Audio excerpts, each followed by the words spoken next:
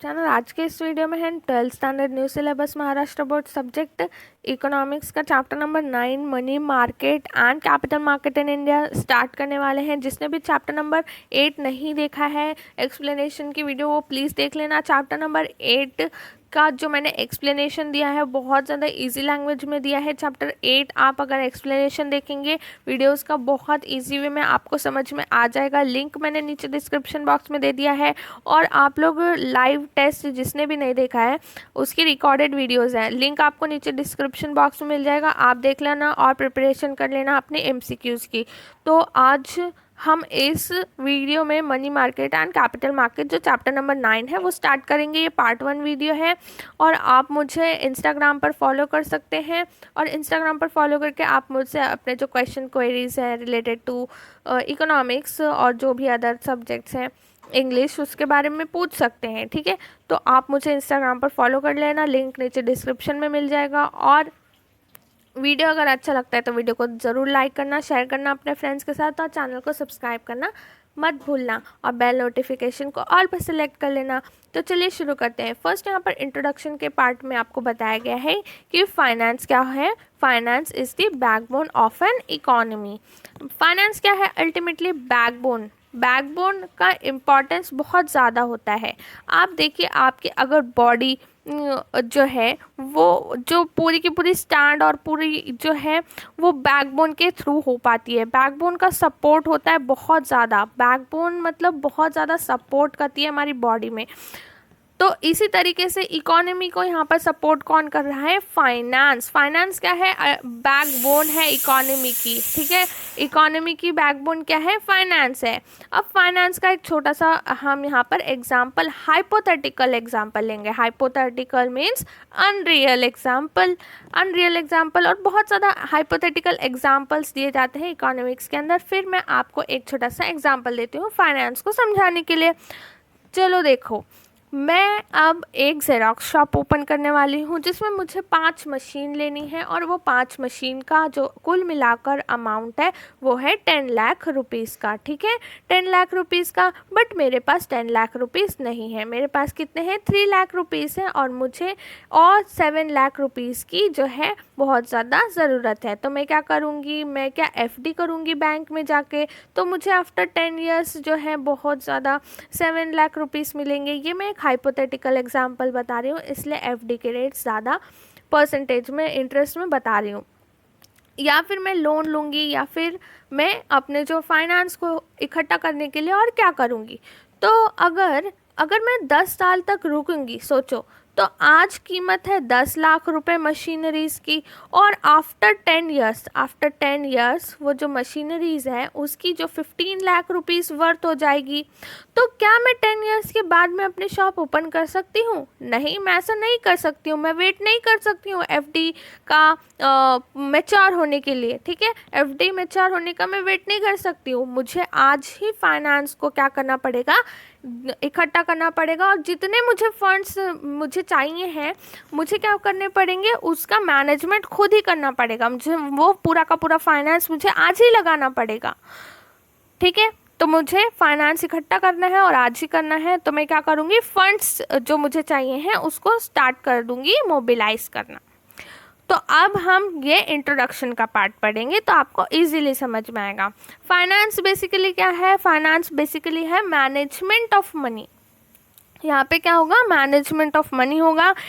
Finance के अंदर जो है आप देखेंगे कि यहाँ पर इंक्लूड होते हैं फंड्स जो भी इंडिविजुअल को चाहिए होते हैं, बिजनेस हाउसेस को चाहिए होते हैं, गवर्नमेंट को चाहिए होते हैं फॉर वेरियस पर्पसेस। अब हम एक गवर्नमेंट का पर्पस लेंगे। देखिए, गवर्नमेंट को बहुत सारे वेरियस अलग अलग बहुत लार्ज प्रोजेक्ट्स होते हैं गवर्नमेंट के। आपने देखा कि मेट्रो जो है, मेट्रो का एग्जांपल हमने प्रीवियस चैप्टर के अंदर स्टडी किया कि जब मेट्रो के लिए फंड्स नीडेड थी गवर्नमेंट को तो उन्होंने क्या किया? उन्होंने डेप्थ लिया। डेप्थ मीन्स लोन लिया वर्ल्ड बैंक से। तो ये क्या है? ये जो फंड नीडेड थी गवर्नमेंट को वो उन्होंने यहाँ पे मैनेज कर ली खुद से, ठीक है। उन्होंने क्या लिया, लोन ले लिया वर्ल्ड बैंक से। Thus finance is categorized as personal finance, corporate finance, public finance. अब यहाँ पर इन्होंने बताया कि फाइनेंस को अलग अलग कैटेगरीज में डिवाइड कर दिया है जिससे कि आसानी हो जाए। एक है पर्सनल फाइनेंस जो इंडिविजुअल से रिलेटेड है, कॉर्पोरेट फाइनेंस जो बिजनेस, हाउसेस, कंपनीज, बड़ी बड़ी आईटी कंपनी, ऑटोमोबाइल कंपनी, ये सारे जो है कॉर्पोरेट फाइनेंस के अंदर आ जाएगा। पब्लिक फाइनेंस के अंदर हमने चैप्टर नंबर 8 स्टडी किया है तो आपको पता होगा public finance in India means related to the government finance. क्योंकि हमने चैप्टर 8 स्टडी किया है इसलिए मैंने आपको बोला कि चैप्टर नंबर 8 स्टडी करना है अच्छे से, तो आपको आगे के चैप्टर भी बहुत ज़्यादा इजी लगेंगे। इसलिए आपने नहीं देखा है तो लिंक डिस्क्रिप्शन में मिल जाएगा, आप देख लेना। Financial system of the country is responsible for the mobilization and allocation of funds. अब यहाँ पे बताया कि जो फाइनेंशियल सिस्टम है ना हमारी कंट्री का वो रेस्पॉन्सिबल होता है mobilization and allocation of funds, कि कैसे मोबिलाइज होंगे, और allocation of funds means distribution of funds. Mobilization का मतलब होता है इकट्ठा करना और एलोकेशन का मतलब टू डिस्ट्रीब्यूट फंड्स।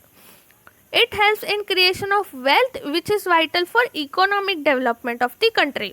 अब यहाँ पे इससे हेल्प क्या होगी, देखो इससे हेल्प होगी कि क्रिएशन होगा वेल्थ का, जो कि वेल्थ किसके लिए ज़्यादा ज़रूरी होता है, हमारी कंट्री की इकोनॉमिक डेवलपमेंट के लिए वेल्थ बहुत ज़्यादा इम्पॉर्टेंट होता है। अगर एक कंट्री के अंदर हो रहा है क्रिएशन ऑफ वेल्थ तो क्या होगा, उस कंट्री के अंदर डेवलपमेंट होगा। यूएस की इकोनॉमी क्यों डेवलप्ड है, क्योंकि वहाँ पर क्रिएशन ऑफ वेल्थ ज़्यादा है। तो हमारी कंट्री के अंदर अगर क्रिएशन ऑफ वेल्थ ज़्यादा होगा तो इकोनॉमिक डेवलपमेंट भी ज़्यादा होगा, ठीक है। यहाँ पर लाइन में लिखा है कि जो financial system of the country है वो रिस्पॉन्सिबल होता है mobilization and allocation of funds, और यही हमें जो है हेल्प करता है creation of wealth which is vital for economic development of the country, जो कि बहुत ज़्यादा इम्पॉर्टेंट होता है economic development of the country के लिए। वेल्थ इम्पॉर्टेंट होता है, वेल्थ बहुत ज़्यादा इम्पॉर्टेंट है। फिर यहाँ पे बताया है कि फाइनेंशियल सिस्टम इंडिया में फाइनेंशियल इंस्टीट्यूशन आता है, फाइनेंशियल मार्केट आते हैं, फाइनेंशियल इंस्ट्रूमेंट आते हैं, फाइनेंशियल सर्विसेज आती हैं। तो ये सारे के सारे जो है फाइनेंशियल सिस्टम इन इंडिया उसके अंदर ये सारी चीज़ें आती हैं, ऐसा बताया कंप्राइसेस ऑफ, ठीक है। इसके अंदर क्या क्या होगा, फाइनेंशियल सिस्टम ऑफ इंडिया के अंदर फाइनेंशियल इंस्टीट्यूशन होंगे, फाइनेंशियल मार्केट्स होंगे, फाइनेंशियल मार्केट्स, मनी मार्केट और कैपिटल मार्केट, ठीक है। और हम इस चैप्टर के अंदर एक्सक्लूसिवली फाइनेंशियल मार्केट स्टडी करने वाले हैं, money market and capital market in India. फिर आता है फाइनेंशियल इंस्ट्रूमेंट, बहुत सारा अलग अलग फाइनेंशियल इंस्ट्रूमेंट होते हैं, फाइनेंशियल सर्विसेज, ये सारा हम यहाँ पे जो है अलग अलग कैटेगरीज बता दी गई हैं। deals exclusively with financial market in India. Financial market are an important component of the financial system। अभी जो फाइनेंशियल मार्केट्स हैं बहुत ज़्यादा इम्पॉर्टेंट है फाइनेंशियल सिस्टम के लिए। फाइनेंशियल मार्केट्स इम्पॉर्टेंट क्यों होते हैं, देखो अगर आपको फ़िश खरीदनी है तो आप फ़िश मार्केट में जाओगे, अब अगर आपको फर्नीचर खरीदना है फर्नीचर मार्केट में जाओगे, और अगर आपको कुछ अपना सामान बेचना है जैसे कि आपको ओल्ड लैपटॉप को सेल करना है तो आप लैपटॉप के जो पूरे मार्केट होती है वहाँ पर ही जाओगे ना, तो क्या होगा, इजीली आप जल्दी से सेल और परचेस कर सकते हो। आप ओल्ड दोगे, आप न्यू लोगे, और उसमें थोड़े पैसे भी लगते हैं। ऐसा नहीं मैं बोल रही हूँ कि आप ओल्ड दे दोगे और न्यू मिल जाएगा आपको लैपटॉप।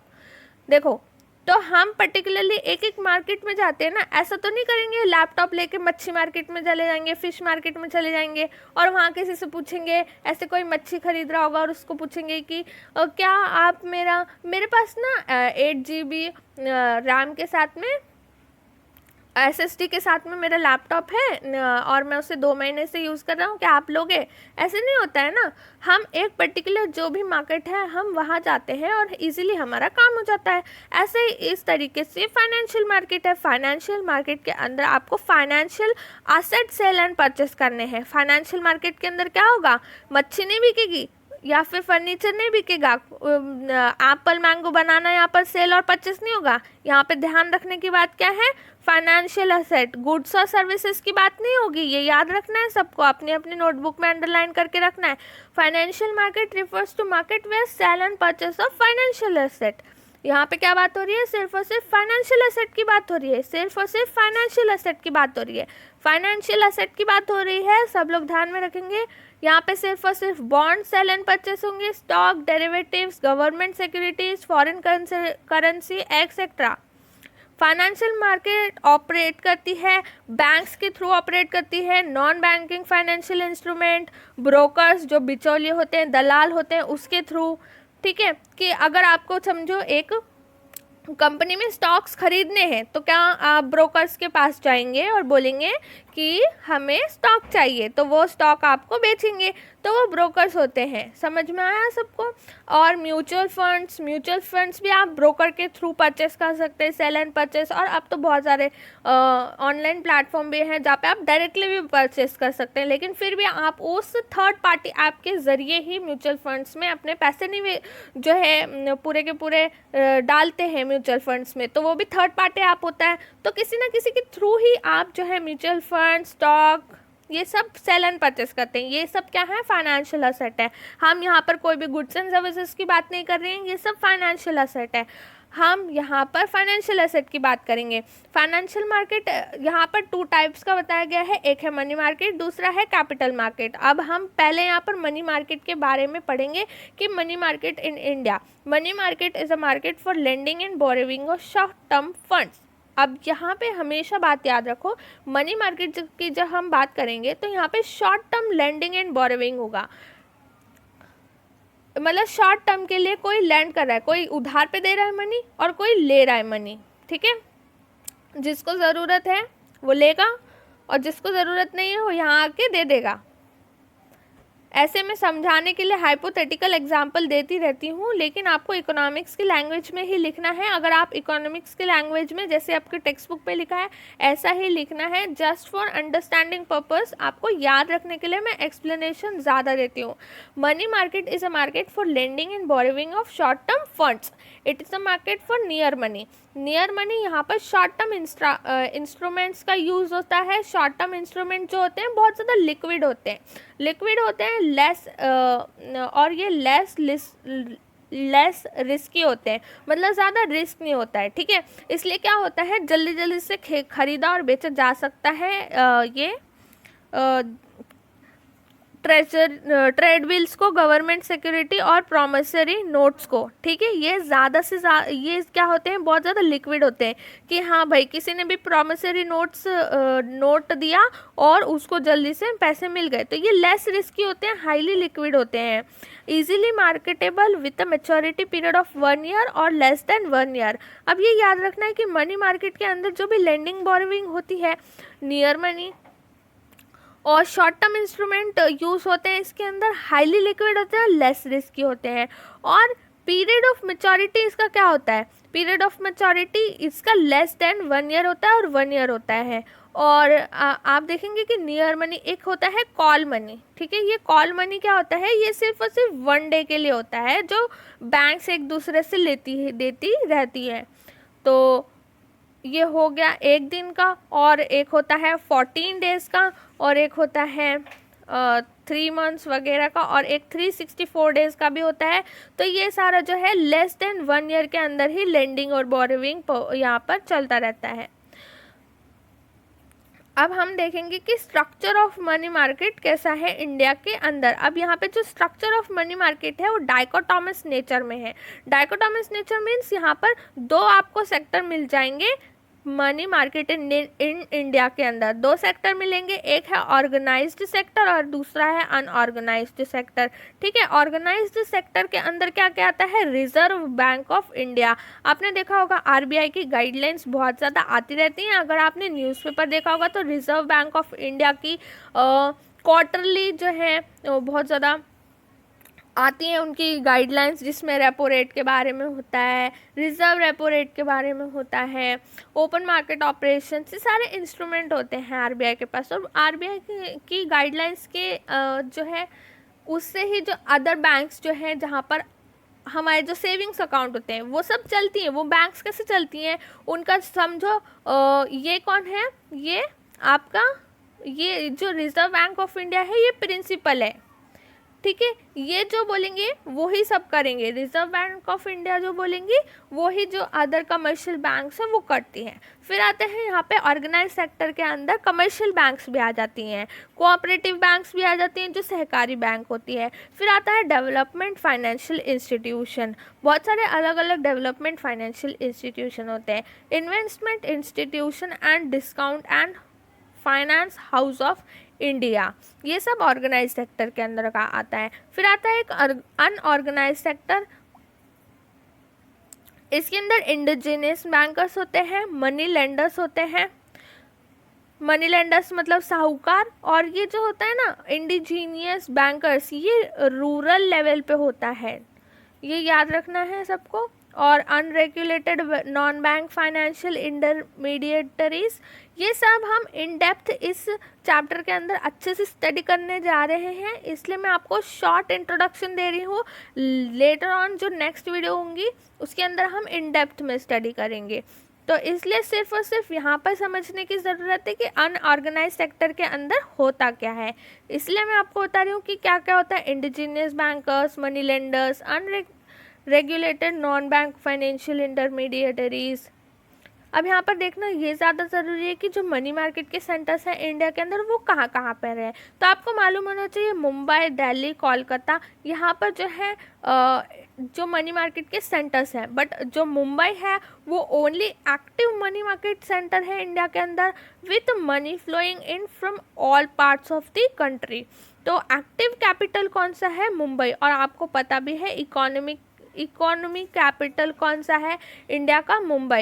ये आपको सबको पता होगा, इसलिए यहाँ पर लिखा है Mumbai is the only active money market centre in India with money flowing in form from all parts of the country. ठीक है, तो यहाँ तक सबको क्लियर हो जाएगा।